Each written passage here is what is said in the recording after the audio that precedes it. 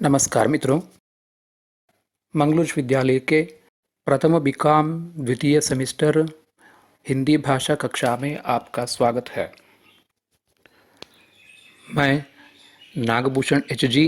सह प्राध्यापक हिंदी विभाग श्री भुवनेन्द्र कॉलेज कारकला आपके सामने आज कविवर रहीम द्वारा विरचित कुछ दोहों की व्याख्या करना चाहता हूँ। कविवर रहीम को आप जानते ही हैं, मध्यकाल के अत्यंत प्रसिद्ध कवि, जिनका पूरा नाम है अब्दुल रहीम खानकाना, अपने समय के वीर योद्धा, कुशल राजनीतिक और सहृदय कवि थे। अकबर के अभिभावक बैराम खां इनके पिता थे। अकबर के दरबारी कवियों में इन्हें सर्वोच्च स्थान प्राप्त था। तो इनका पालन पोषण व शिक्षा अकबर की देखरेख में ही हुई थी। वे अरबी, फारसी, तुर्की, हिंदी व संस्कृत के विद्वान थे। तो जीवन के अंतिम दिनों में इन्हें जहांगीर का कोपभाजन बनने के कारण मुगल सैन्य शिविर में एक बंदी के रूप में जीवन गुजारना पड़ा। इन्होंने अपने जीवन में अनेक उतार चढ़ाव देखे। अपनी बहादुरी और पराक्रम के लिए सूबेदारी और जागीरें भी मिली, तो कोपभाजन बनने पर दारिद्र्य भी भोगना पड़ा। वे बड़े उदार दानी थे। हिंदी साहित्य जगत में वे अपने दोहों में वर्णित लोक व्यवहार, नीति तथा भक्ति के समन्वय के लिए प्रसिद्ध हैं। अत्यधिक प्रतिभा संपन्न होने के कारण उन्होंने अपने जीवन के कटु तीखे सत्यों की अनुभूति को ही भावाभिव्यक्ति प्रदान की है। मुसलमान होते हुए भी वैष्णव भक्ति भावना भी उनके दोहों में लक्षित होती है। दोहों के अतिरिक्त श्रृंगार और प्रेम के बरवे भी इन्होंने लिखे हैं। दोहावली, बरवई नायिका भेद, रास पंचाध्यायी तथा मदनाष्टक इनके अत्यंत प्रसिद्ध काव्य ग्रंथ हैं। आइए आज हम कविवर रहीम के कुछ चुने हुए दोहों की व्याख्या करें। पहला दोहा है, रही मन विद्या बुद्धि नहीं, नहीं धर्म जस दान, भू पर जन्म वृथा धरे, पशु बिना पूंछ विषान।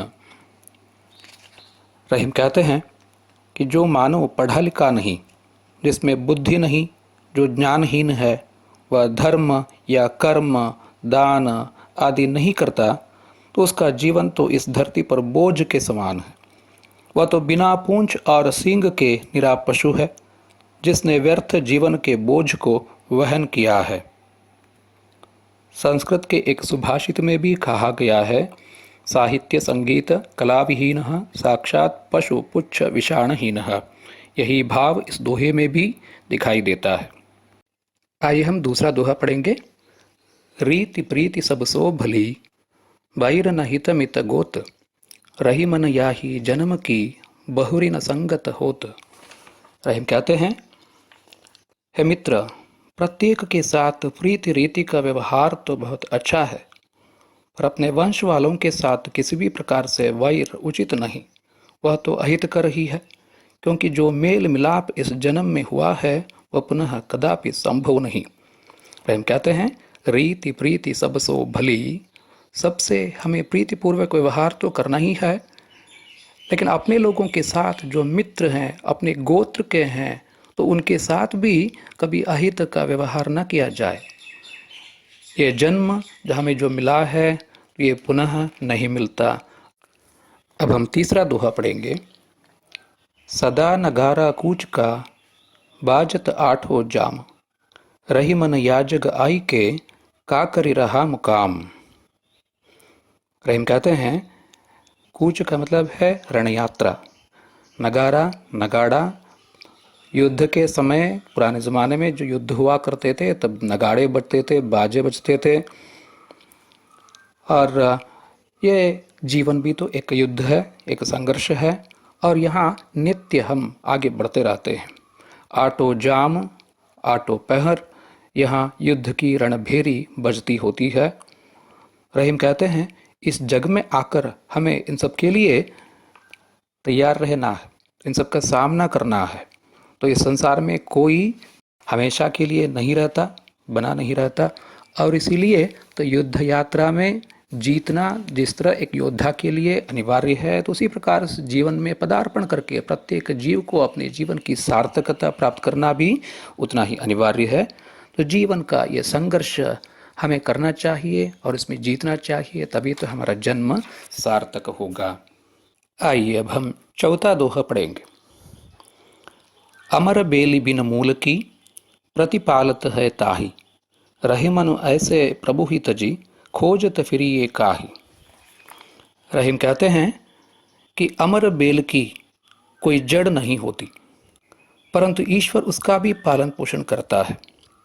बिना जड़ के भी वह विकास को प्राप्त होती है और जीवित रहती है।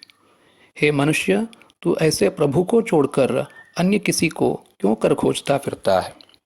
रहीम जी का मानना है कि परमात्मा ही तो हमारा परिपालक है, प्रतिपालक है, और वह सबका पालन पोषण करता है। तो बिना जड़ की अमर बेली का वो पालन पोषण कर सकता है, तो हम जो मनुष्य हैं, विकास के ऊंचे स्तर पर हैं, तो हमारा पोषण भी तो वही करता है। तो उस परमात्मा को ही हमें मानना चाहिए, उसकी शरण में जाना चाहिए। तो ऐसे प्रभु को छोड़कर, त्याग कर किसी और को हम क्यों खोजे, किसी और की शरण में क्यों जाए। तो परमात्मा के प्रति अनन्य अनवरत भक्ति करने की बात यहाँ रहीम कह रहे हैं। अब हम पांचवा दोहा पढ़ेंगे। जे सुलगे ते बुझ गए, बुझे ते सुलगे नाही। रही मन दाहे प्रेम के, बुझ बुझ के सुलगाही। रहीम जी कहते हैं, जो जले थे बुझ गए। सुलगे का मतलब है जले थे, और जो बुझ गए वे दोबारा नहीं जले। किंतु जो प्रेम के जले हुए हैं, यहाँ दाहे शब्द का प्रयोग रहीम जी ने जो किया है, तो उसका अर्थ है जले हुए।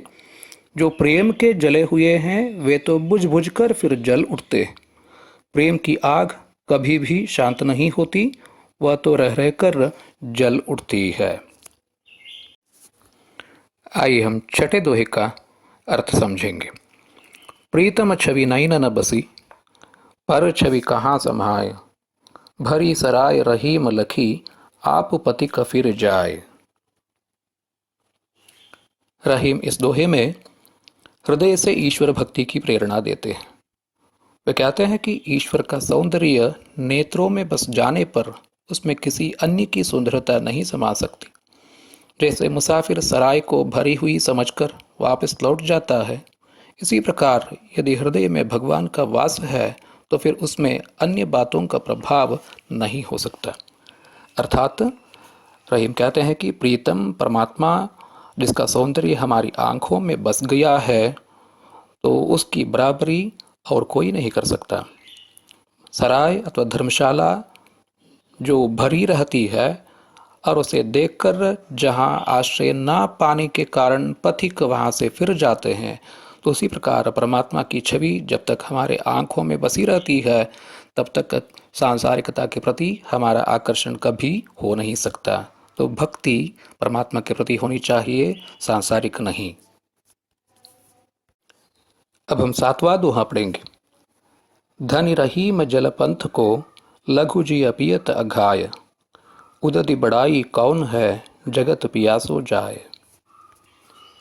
कवि रहीम कहते हैं कि कीचड़ वाला वो पानी धन्य है जिसे पीकर छोटे छोटे जीव तृप्त तो हो जाते हैं। उसकी तुलना में समुद्र का बड़प्पन किस काम का है, जिसके पास से सारा संसार प्यासा ही लौट जाता है। खारा होने के कारण सागर के जल को कोई भी नहीं पीता। इसी प्रकार वह धनी व्यक्ति जो किसी के काम नहीं आता, व्यर्थ ही बड़ा कहलाता है।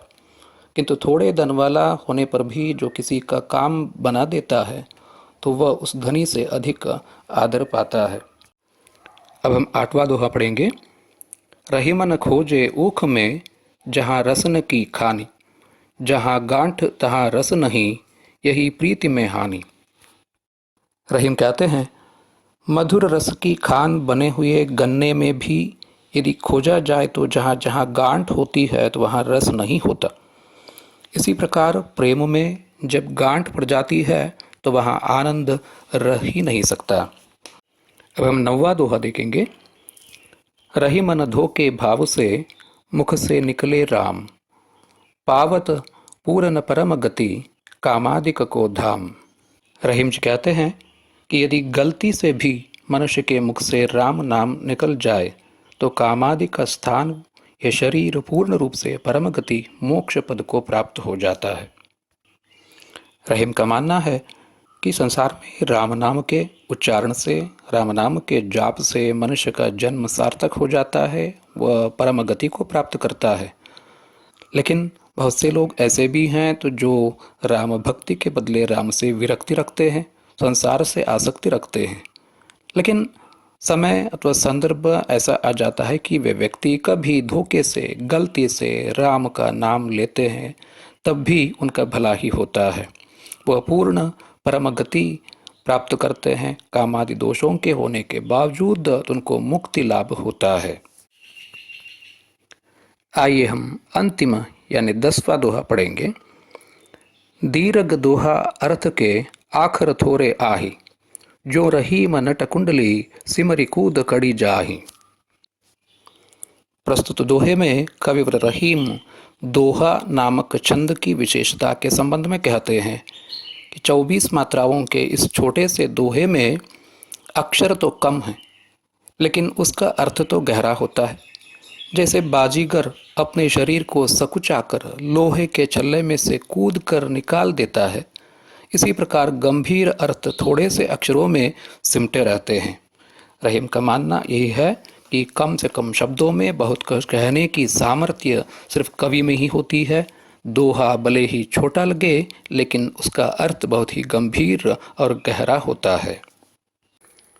प्यारे विद्यार्थी मित्रों, अब तक आपने मंगल विश्वविद्यालय के अधीन प्रथम बीकॉम द्वितीय सेमेस्टर के अंतर्गत हिंदी भाषा कक्षाओं में रहीम के दोहों की व्याख्या सुनी।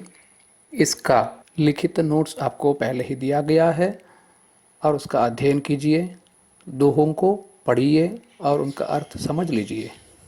कोरोना वायरस के इस संक्रमण के दुर्भाग्यपूर्ण क्षण में आपको घर में ही रहना पड़ा है।